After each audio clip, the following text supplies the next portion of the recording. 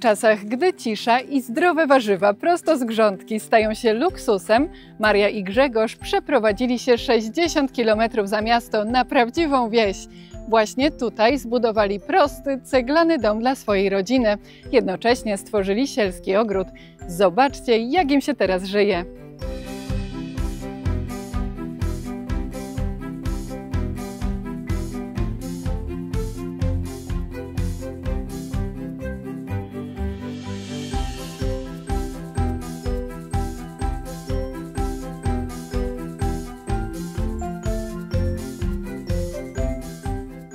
Partnerem tego odcinka jest firma Barański Drzwi, producent drewnianych drzwi klasy premium.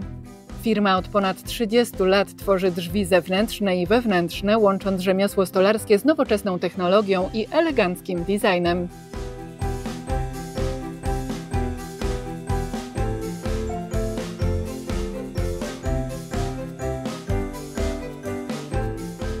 Powiedz proszę, dlaczego przeprowadziliście się aż 60 km za miasto i też w jaki sposób ta przeprowadzka wpłynęła na życie waszej rodziny?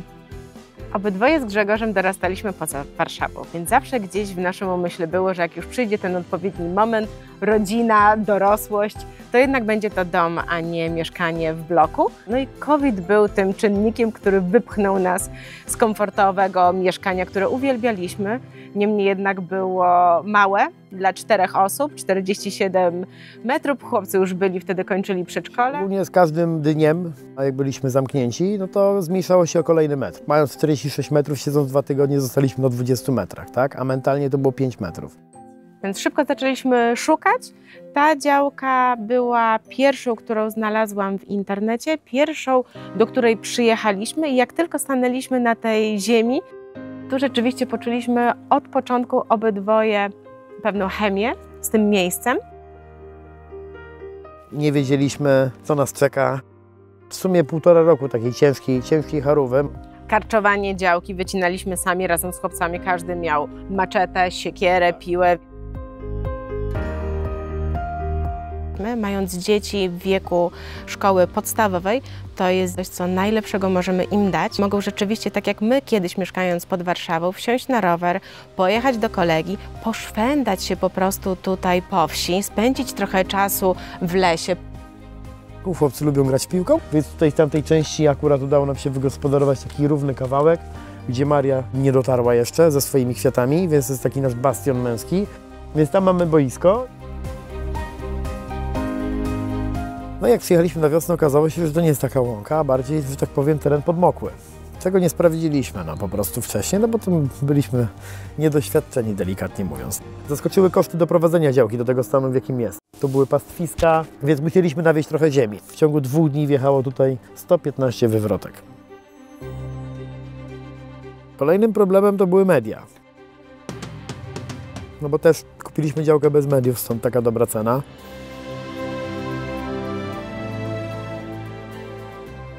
W związku z tym, że nie mamy żadnych sąsiadów wokół, no to gmina nie jest zbyt chętna, żeby inwestować środki. Ustaliliśmy sobie taką zasadę, że w związku z tym, że mam 300 metrów, muszę zrobić sam we własnym zakresie sieć wodociągową. Z prądem było dużo gorzej. Prąd dostałem na tydzień przed wprowadzeniem się do domu.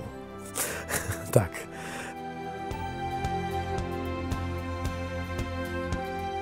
Jeżeli chodzi o architekturę budynku, to na jakich cechach szczególnie wam zależało? Zależało mi, żeby dom był prosty w swojej bryle. Cegiełka, czyli lico klasyczne na elewacji domu, to znowu jest coś, co towarzyszyło mi od początku myśli budowania i projektowania naszego wymarzonego domu. I ona, podobnie jak wiele elementów w tym domu, jest nieidealna, bo miała być nieidealna. Nikt z nas nie jest idealny. Widać, że ona gdzieś kiedyś była, że ona coś słyszała, coś widziała.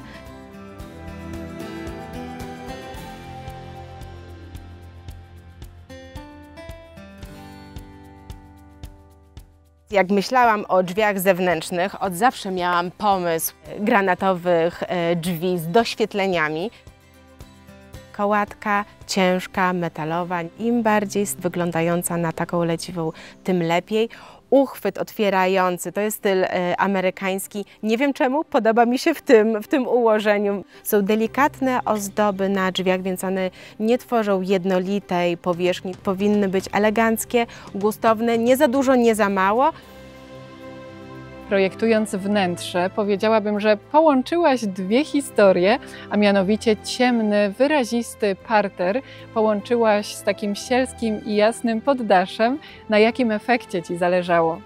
Myślę, że cała historia zaczęła się od tapety, którą znalazłam, zafiksowałam się na jej punkcie totalnie i tak naprawdę cały dół jest zrobiony po to, żeby tworzyć całość i uzupełniać kolory, które są ujęte w tapecie. Wszystkie odcienie takich spokojniejszych barw to są właśnie te, które lubię najbardziej, więc jeżeli zielony, no to delikatnie przytłumiony. I żeby dodać trochę jednak tej energii, to są elementy złote, w kuchni i w łazience na dole również, ale to jest ten rodzaj złotego, który tak nie świeci się aż tak bardzo. Kuchnia ma swój indywidualny, wyrazisty charakter i nie mam tu na myśli tylko tego intensywnego granatu. W kuchni zawsze chciałam mieć dużą szafę, od podłogi po sufit, coś à la kredens, ale jednak coś większego, z drzwiami, które otwierałyby się niby wrota do biblioteki.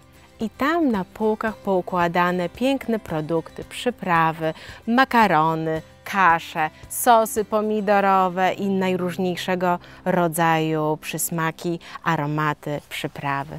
Lubię ciemne barwy i nie boję się ich, szczególnie jeżeli pomieszczenie ma okna, duże okna, więc to naturalne światło wpada do środka. Kuchnia ma elementy, które może nie są łatwe w utrzymaniu, ale robią klimat. To są przeszklenia w szafkach górnych, z których widać kieliszki, szklanki. To dodaje, myślę, też takiego rustykalnego sznytu tej kuchni. Jest parę rozwiązań w tym domu, które może nie są piękne, ale są funkcjonalne, turbofunkcjonalne. To jest spiżarnia, wszystkie rzeczy, które potrzebują być schowane. Mop, odkurzacz, zapasowe rzeczy, czy ręczniki papierowe, no tam jest milion po prostu półek. I analogiczną powierzchnią magazynową jest strych.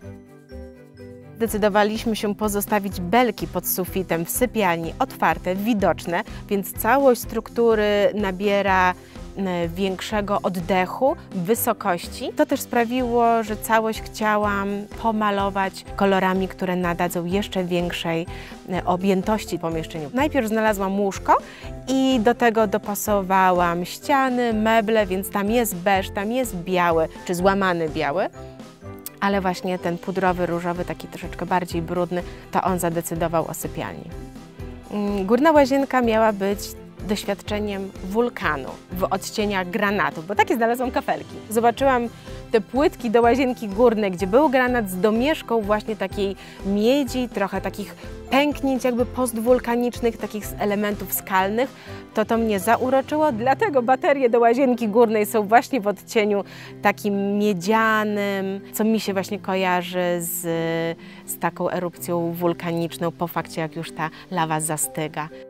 Po drugiej stronie jakby barykady tych kolorów jest oczywiście ten biały, więc wielka, biała, wolno stojąca wanna, która jest taką jakby perłą w tej ciemnej, wulkanicznej oprawie. No to perła może być tylko jedna, dlatego pralka i suszarka nie mogły być białe i są szare, więc to pozostaje w tym klimacie ciemnych barw.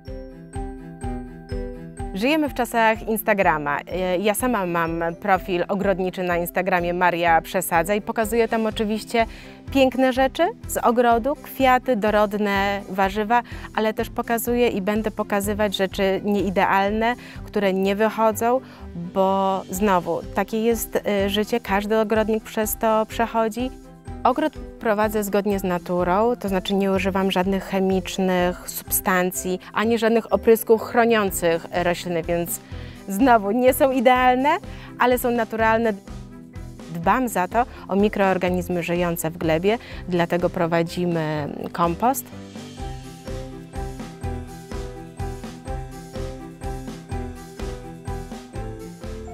Zapraszam Cię do szklarni.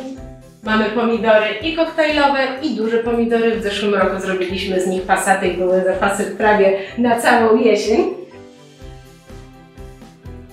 szklarni dzieje się całe życie roślin. Od najmłodszego, załóżmy to przedszkola, gdzie nasionka wzrastają, aby poczuć się silniejszymi i wtedy dopiero idą do dorosłego życia na zagonie, ale też jest i docelowe życie pomidorów, które razem z bazylią i z nagietkiem tworzą świętą trójcę, a bazylia z pomidorami zaraz wyląduje u nas na stole pod postacią makaronu bolognese, którą moje dzieci uwielbiają, szczególnie jak same zbierają te pomidory.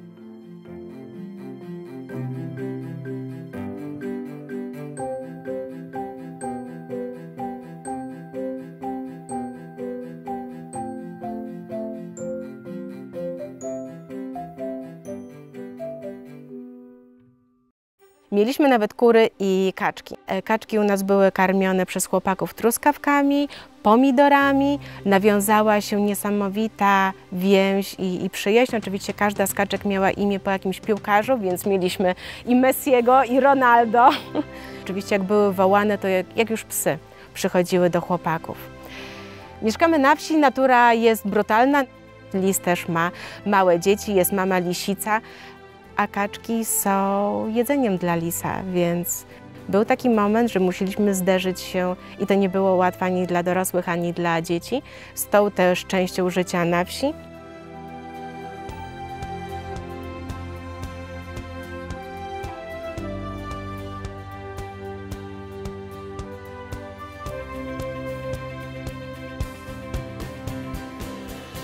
Ponieważ partnerem tego odcinka jest firma Barański Drzwi, to dzisiaj pokażę Wam z bliska kilka detali tych pięknych i trwałych drzwi wejściowych, na które zdecydowali się mieszkańcy.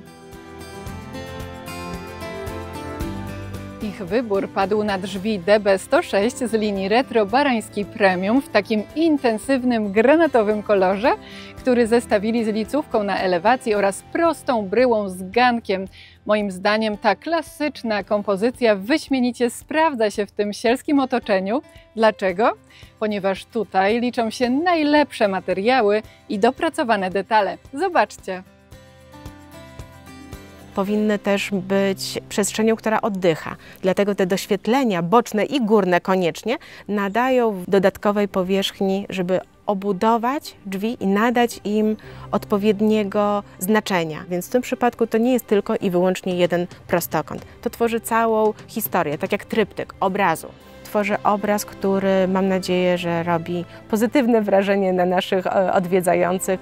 Bo też wrzucałam zdjęcia drzwi, dziękując firmie Barański za cudowną współpracę, bo naprawdę wiem, że klientka nie zawsze jest łatwą osobą do rozmowy właśnie o takich szczegółach i wiem, że zadawałam mnóstwo pytań, ale panowie byli bardzo uprzejmi i bardzo pomocni w dokonywaniu wyborów. Dlatego wystawiłam im opinię w internecie, udostępniając także zdjęcie drzwi i dużo miałam pytań, jak właśnie, który to jest model, jaki kolor i czy jestem zadowolona z doświetleń, więc zdecydowanie tak.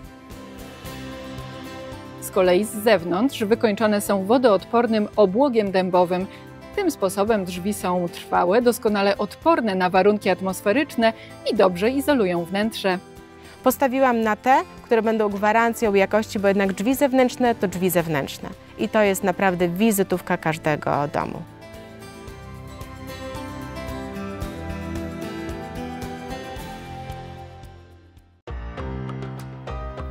Szczególnie z domem tutaj mieliśmy bardzo prostą opcję, bo nie mamy tutaj gazu. Mamy pompę ciepła powietrzną o mocy 9 kW i fotowoltaikę 10 kW. Średni koszt prądu, jaki mamy miesięcznie, wychodzi między 250 a 290 zł. I tak naprawdę mamy wszystko na prąd.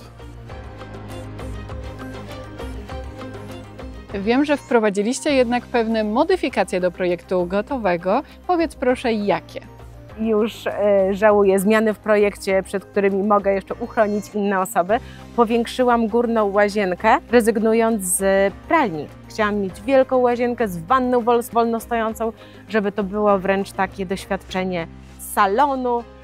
Z wanny wolno stojącej nie korzystam, a piękna sypialnia non-stop jest suszarnią. Mając tak liczne doświadczenia, co moglibyście poradzić osobom, które po raz pierwszy budują swój dom? Warto zainwestować w badania geotechniczne, żeby nie mieć niemile zaskoczonym. Jak macie do wyboru działkę z mediami, tak, a jest niewiele naprawdę droższa, to raczej może Wam to przyspieszyć budowę nawet o 2 lata. Wiedziałam, że będę tutaj miała dużo rzeczy dookoła, które uzupełnią całość obrazu domu, ale on miał być prostą stodołą. Dlatego też zrezygnowaliśmy z garażu, co z perspektywy czasu i od strony praktycznej brakuje nam rzeczywiście tego garażu, dlatego zapewne będziemy myśleć o dobudowaniu czegoś wolno stojącego. Byłam bardzo sceptycznie nastawiona do gontu, bo ten gont bitumiczny mi się kojarzy z jednak okryciem budy dla psa. Więc mówiłam Grzegorzowi, że nie przeżyję tego, jak to może tak wyglądać, że absolutnie nie. Niemniej jednak, jak już to się zadziało, to teraz zmieniłam tę perspektywę i teraz patrząc na dom, cegiełkę, to lico i ten gont na dachu, wydaje mi się on dość taką matową, miękką strukturą, którą wręcz lubię nazywać zamszową. Idealne zestawienie z cegiełką, teraz jestem tym zachwycona. No i tanie jak barszcz. Uważam, że daliśmy radę. No ja ogólnie w tym momencie jestem w odpowiednim miejscu, gdzie chcę być, z odpowiednimi osobami. No i będziemy w przyszłym roku, że tak powiem, też planowali zmianę w tej części tutaj. Chcę powrzucać tam takie kamienie, żeby tam była woda, ale oczko wodne, a tam pod tym dębem, bo on jest przepiękny, chcemy zrobić kładkę. Tam chcę zrobić takie miejsce po prostu do posiadówy.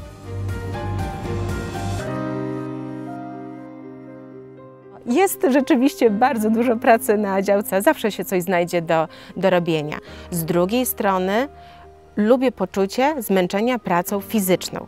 Jak na koniec dnia pójdę się umyć, nie w tej wannie wolno stojącej, tylko szybko pod prysznicem, umyję się, przebiorę, to wtedy to jest te 15 minut, dopóki nie stracę przytomności w łóżku ze zmęczenia, że czuję się totalnie spełniona. I mam nadzieję, że to, co nas otacza, uzewnętrznia też sposób naszego życia, zgodny z naturą, tacy jacy jesteśmy.